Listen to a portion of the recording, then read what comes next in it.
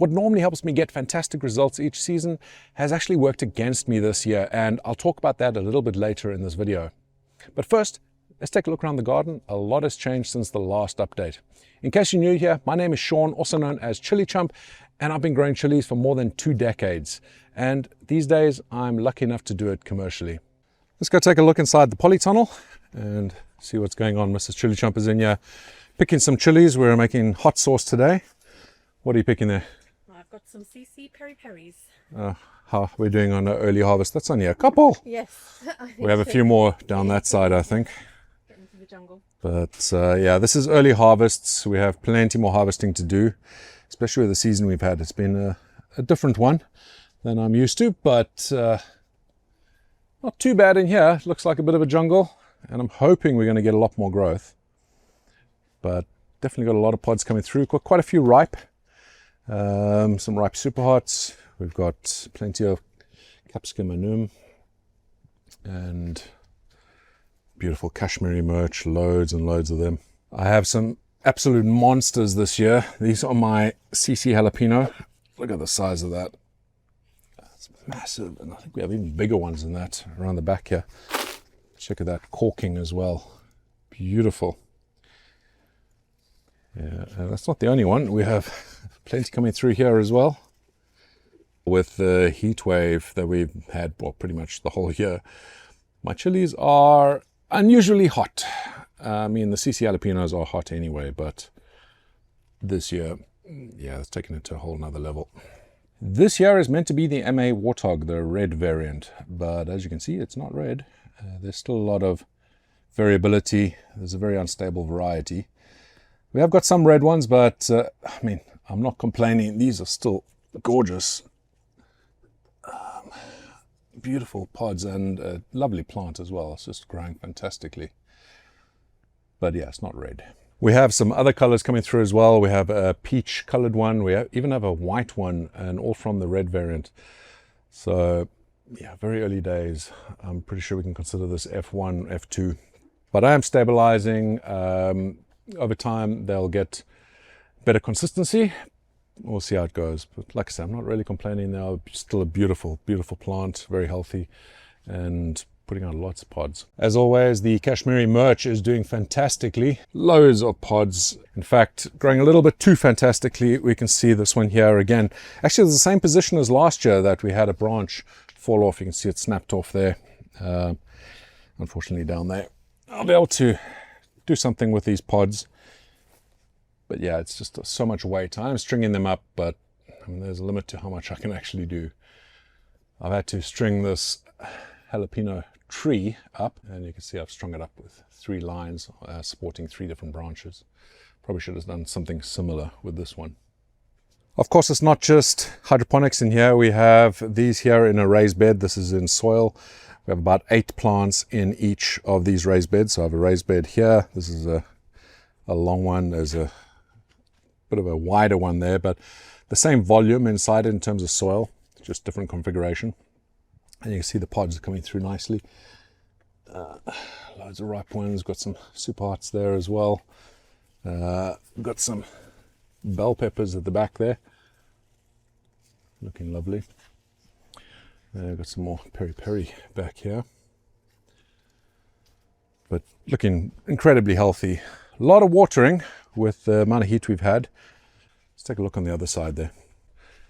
We see around this side, here's some more Kashmiri merch. I'm growing tons of them, making some sauce with it, and also just fantastic for meals as well. It just goes with so many things. It's not a very strong heat, but very flavorful and enough spice that it can give you a bit of a tingle, a bit of a buzz.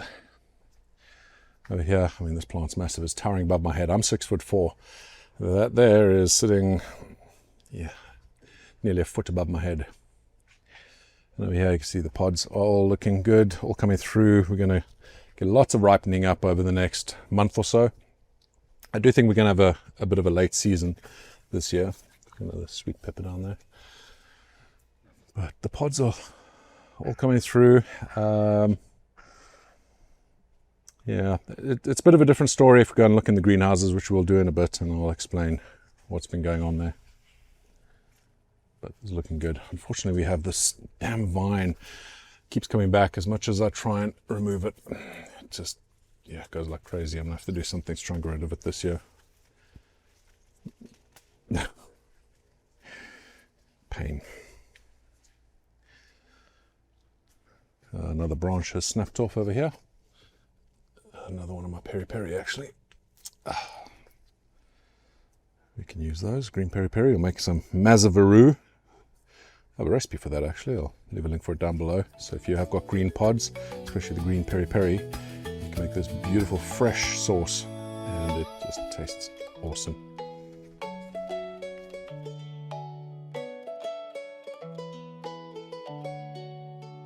Let's go take a look in MicroChump. Things look a little different in here than in the polytunnel. Much smaller plants. I do have these in smaller pots for a reason, of course, but you'll notice even in Big Chump, where I have double the size pots, we still have similar issues, but these should still be bigger than what they are right now. You can see a beautiful capsicum pubescens here. No ripe fruit, but you can see there are fruit coming through. And you see that beautiful purple flower over there. And of course, the fairy leaves. I don't know if you can make that out on the video. Let's see which one this is. It is a ricotta manzano. Yeah, so we expect those to ripen to a lovely orange. And I do love the capsicum pubescens. I see some more flowers coming through. We're going to have plenty more fruit on this, but you can see we do already have some coming through, which is lovely. And this is a stunner. Look at this. So much fruit. I think this is the basket of fire. Let me check. Yep, it's the basket of fire. By the way, this is Seedsio. If you haven't checked it out, the new Android app actually has been in circulation for a little while now. It's a nice little add-on. If you do have Android, then you can get the app as well. Otherwise, you can use the website. Still works perfectly well. But this basket of fire just looks lovely. Got a few of these actually. Let's go take a look in Big Chump. As you see here, the plants are a little bit bigger, but still at this time of year, I expect them to be probably double the size that they are.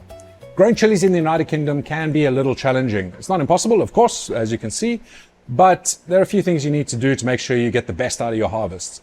The one thing I do is I start really early in the year, around January. My last frost date is early May, and I have to do everything I can to make sure I'm ready for that date. If I started my seeds in May, I would not be anywhere close to seeing the sort of harvest that I get. So that's one thing I do. The other thing I do is I grow in pots. So that's for two reasons. Number one is I want to restrict the root system.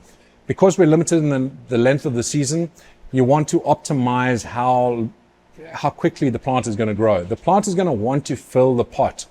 If you have a bigger pot, it's going to try and fill that pot with the root system. That'll take a bit longer if it's a bigger pot, and then you'll take longer for the foliage on top to start getting most of that energy. In Big Chump, I grow in 10, 12 liter pots. So that allows me to have a good balance, and it is a balancing act. The other reason I grow in pots is because I want to maintain a higher temperature. By having black pots, I'm able to absorb a lot more heat. The smaller amount of soil that I'm dealing with, rather than having it in the ground, let's say, would mean that I can maintain better temperatures. It's going to heat up a lot quicker when the sun does come out, and it's going to maintain that temperature a lot better throughout the day. Now, in a typical year, that's perfect because we have temperatures going down to about 14, 15 degrees Celsius at nighttime, even in the height of summer. But this isn't a typical year. We have had extreme drought. We've also had extreme temperatures. Now, yes, a lot of you in comments in some previous videos have said, why not put some shade netting up and that sort of thing. I still want the sunshine. I just don't want the heat.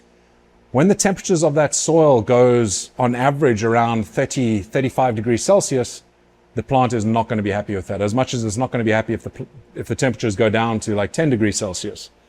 So you want to keep it around 20, 25 degrees Celsius. And typically, that is exactly what I have. But yeah, this year, those temperatures have been insanely hot. I haven't even been able to water during the day, which normally I would be able to do that to try and cool things down. The reason for that is because I have black piping as well. that black piping is heating up the water.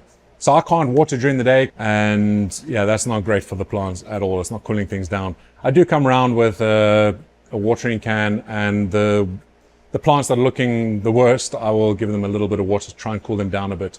But I can't do that with all my plants. I could have helped mitigate the situation, and it's definitely something I'm going to be doing next year with the bigger germination shed. The space I had was a little too small. So what happened is I'm not able to pot up as much as I normally would before I get into the final pot size. And I put the plants out a little bit earlier than I normally would like to. In a typical year, that's not a problem, and it works out just fine because the temperatures ramp up gradually. This year, they didn't ramp up gradually. They just shot up. We got up to 60 degrees Celsius at a peak inside the polytunnel, and we have had many days where it's reached 55 degrees Celsius in the polytunnel and also in the greenhouses. So yeah, that's been happening since the very beginning of the year.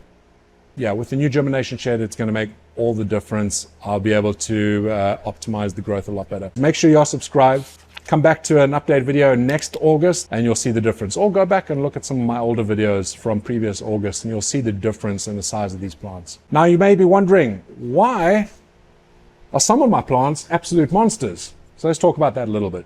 These are my hydroponic plants. So obviously we saw some hydroponic plants that were doing fantastically in the polytunnel.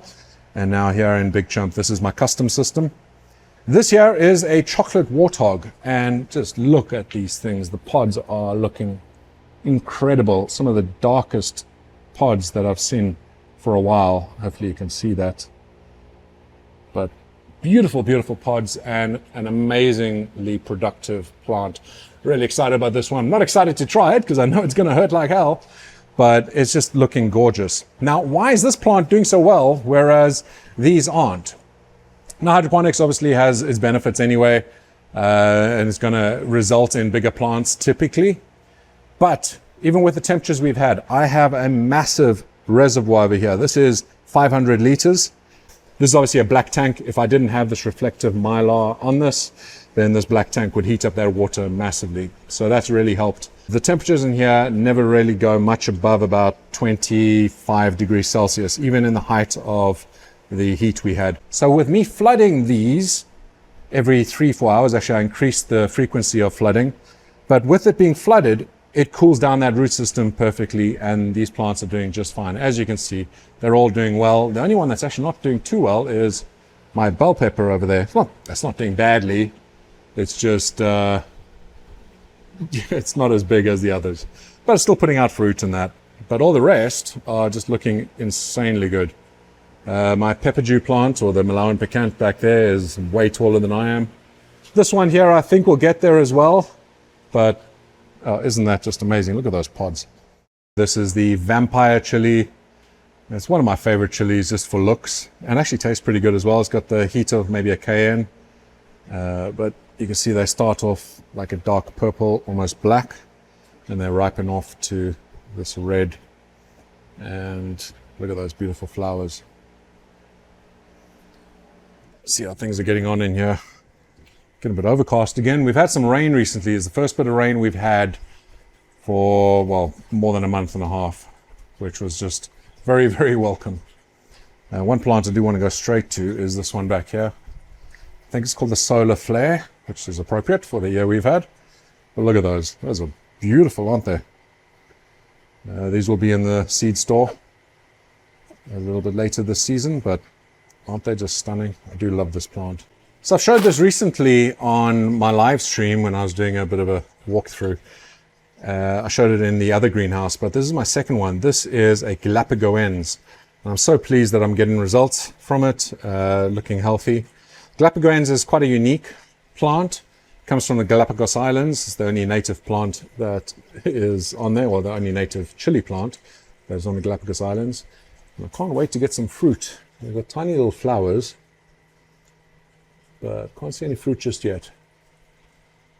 I've been trying to grow this for, what is it now, 5-6 years, and this is the first year I've had decent results. A little bit of an update on the JB Variegrande seed sent to me by John Booth. It's a variety that he's created. It is a variegated capsicum pubescens. Don't think I've got any fruit on it just yet, but I've got loads of flowers coming through. We do have some variegation. There you can see the white coming through. Yeah, it's quite pretty. We've got some fruit coming through. You can see that one has set. Look at that. You see the cool looking leaves. Interested to see what the pods look like. So harvests this year are going to be smaller, obviously with the plants being smaller. Not ideal, but actually it kind of works out because we have some challenges around the commercial space right now. In case you weren't aware, if you weren't on the last live stream, we've had to stop shipping to the EU due to some rule changes, some laws that have come in. It's really affected small businesses like ours. It's very unfortunate. We are looking for solutions, but at the moment we just can't see a viable one. So of course we'll be making less hot sauce, but we'll also be selling less hot sauce. It is what it is. How has your season been going? If you are in the UK with the temperatures we've been having, has this affected your plants? Have you still been getting some decent harvests? I hope there haven't been too many disasters. If you're elsewhere in the world, have you been having these sort of heat waves that we've been having? Let me know down below. I'd love to hear from you guys. Thank you so much for watching. I hope you enjoyed this episode, and until the next one, stay spicy.